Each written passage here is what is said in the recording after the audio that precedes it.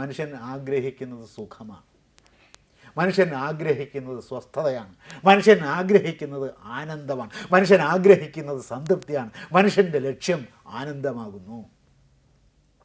ആനന്ദമാണ് ലക്ഷ്യമെങ്കിൽ, ആനന്ദമാണ് ലക്ഷ്യമെന്ന് ഏവരും സമ്മതിക്കുമെങ്കിൽ ഏതന്വേഷണമായിരിക്കും നല്ലത്?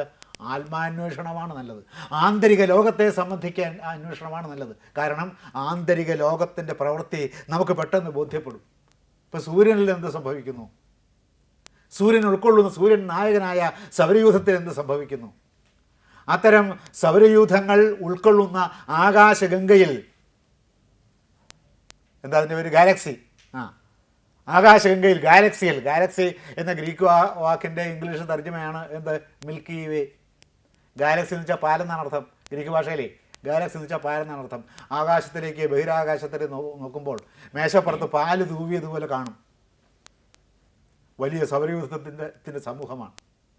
അപ്പോൾ ഈ സൗരയൂഥത്തിൻ്റെ സമൂഹത്തെ, കോസ്മോസിനെ, ബ്രഹ്മാണ്ടത്തെ, അത്തരം അനേകം ബ്രഹ്മാണ്ടങ്ങളെ വിഴുങ്ങിക്കൊണ്ട് നിൽക്കുന്ന മഹാബ്രഹ്മാണ്ടത്തെ, ബ്രഹ്മാണ്ടങ്ങളെ അണ്ടരാശികളോടും ഭക്ഷിക്കും ആകാശമായി, ഈ കാണുന്ന സഹസ്രരശ്മിയെ ഇരുട്ടാക്കും പ്രഭാസാരമായി, ശോകാശങ്കയഴാത്ത, പോയല്ലോ, ശോകാശങ്കയഴാത്ത ശുദ്ധസുഖവും ദുഃഖീകരിക്കുന്നതാം ഏകാന്ത അദ്വയ ശാന്തി ഭൂവിന് നമസ്കാരം, നമസ്കാരമേ ആശാൻ. അങ്ങനെ ഒരു ഏകാന്താദ്വയ ശാന്തി ഭൂവ് കണ്ടെത്തി. ഇതൊക്കെ അന്വേഷിച്ച് നടക്കാതെ ഇപ്പോൾ എത്ര മിൽക്കി വേകളുണ്ട്, എത്ര ഗാലക്സികളുണ്ട്, എത്ര മഹാബ്രഹ്മാണ്ടങ്ങളുണ്ട്. അസ്യ ബ്രഹ്മാണ്ടസ്യ സമന്തത ഏതാൻ ഏതാദൃശാൻ അനന്ത കോടി ബ്രഹ്മാണ്ടാനി ജ്വലന്തി. അസ്യ ബ്രഹ്മാണ്ടസ്യ സമന്തത, നമ്മുടെ ബ്രഹ്മാണ്ടത്തിന് ചുറ്റിനും, നമ്മുടെ ബ്രഹ്മാണ്ടത്തെ ആവരണം ചെയ്തുകൊണ്ട് ഇത്തരം അനേകം ബ്രഹ്മാണ്ടങ്ങൾ കത്തിജ്വലിച്ചു കൊണ്ടിരിക്കുന്നു. നമുക്ക് സങ്കല്പിക്കാൻ വയ്യാത്ത വ്യാപ്തിയുള്ള, അതീവ വ്യാപ്തിയുള്ള, അത്യന്ത വ്യാപൃതത്വമുള്ള, അനന്ത വിസ്തൃതിയുള്ള, അനന്ത വിശാലതയുള്ള, അപാര വിശാലതയുള്ള ഒരു മഹാ ആകാശത്തിൽ, ഒരു മഹാബ്രഹ്മാണ്ടത്തിൽ ഇത്തരം അനേകം ബ്രഹ്മാണ്ടങ്ങൾ കത്തിജ്വലിച്ചുകൊണ്ടിരിക്കുന്നു. എന്ത് ചെയ്യാൻ പറ്റും? ഇതിൻ്റെയൊക്കെ പ്രവർത്തനത്തിൻ്റെ ആത്യന്തിക സാരം എന്താണെന്ന് ആലോചിച്ച് മനുഷ്യൻ്റെ തലപൊട്ടിത്തെറിക്കാം, ബുദ്ധി മന്ദീഭവിച്ചു പോകാം എന്നുള്ളതല്ലാതെ മറ്റെന്ത് പ്രയോജനം?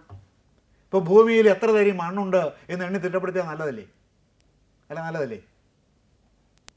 ആരെങ്കിലും ആ പഴയവരേക്ക് പോകുമോ? എത്ര നക്ഷത്രങ്ങളുണ്ട് എന്ന് അങ്ങനെ ഒരു അർത്ഥമില്ലാത്ത പഴഞ്ചൊല്ലുണ്ടല്ലോ, നക്ഷത്രമെണ്ണിപ്പോയി, അല്ലെങ്കിൽ പ്രയോഗമുണ്ടല്ലോ. നക്ഷത്രം എണ്ണാൻ സാധിക്കില്ലാത്തതുകൊണ്ടാണ്. പക്ഷേ നക്ഷത്രങ്ങളെ എണ്ണി തിട്ടപ്പെടുത്തിയാൽ നല്ലതല്ലേ? ഈ ഇത്ര നക്ഷത്രങ്ങളുണ്ട് കൃത്യമായിട്ട്, നല്ലതല്ലേ? അങ്ങനെ എണ്ണി തിട്ടപ്പെടുത്തിയാലേ എന്ത് പ്രയോജനം? എന്താ പ്രയോജനം? അതുകൊണ്ട് ഒരു പ്രയോജനമില്ല. പിന്നെ അസാധ്യമാണ്. അപ്പോൾ അസാധ്യമായ കാര്യത്തിലൂടെ, അസാധ്യമായ പാതയിലൂടെ, ലക്ഷ്യത്തിലെത്തിച്ചേരാത്ത പാതയിലൂടെ സഞ്ചരിച്ച് പരാജയത്തിൻ്റെ മുൾക്കിരീടം തലയിൽ ഏറ്റുവാങ്ങി ശോക സന്തപ്തനായി ഒരു ദുരന്ത കഥാനായകനായി നിൽക്കുന്ന ദയനീയമായ ചിത്രമാണ് ആധുനിക ലോകത്തിലെ സയൻറ്റിസ്റ്റിൻ്റെ ചിത്രം. ഇത് സംസ്കാരത്തിൻ്റെ ആദിമ പ്രഭാതത്തിൽ തന്നെ മനസ്സിലാക്കിയ നമ്മുടെ ഋഷിമാർ, നമ്മുടെ സത്യാന്വേഷകന്മാർ, നമ്മുടെ സയൻറ്റിസ്റ്റുകൾ, നമ്മളുടെ ഋഷിമാരായിരുന്ന സയൻറ്റിസ്റ്റുകൾ അത് വേണ്ട എന്ന് തീരുമാനിച്ചിട്ട് മനുഷ്യൻ്റെ ആന്തരിക ലോകം എന്താണ് എന്ന പരീക്ഷണത്തിനും നിരീക്ഷണത്തിനും അവരൊരുങ്ങി. അതിൽ നിന്നാണ്, ഈ ആത്മാന്വേഷണത്തിൽ നിന്നാണ് ഈ അന്തിമ വാക്കുകൾ പറയാനുള്ള പ്രേരണ, ഈ അന്തിമ വാക്കുകൾ പറയാനുള്ള താത്വികമായ സമഗ്രതയുടെ ബോധം അവരിൽ ഉദിച്ചത്. അതുകൊണ്ട് അവർ മനുഷ്യനെ സംബന്ധിച്ച് അന്തിമമായ വാക്ക് പറഞ്ഞു.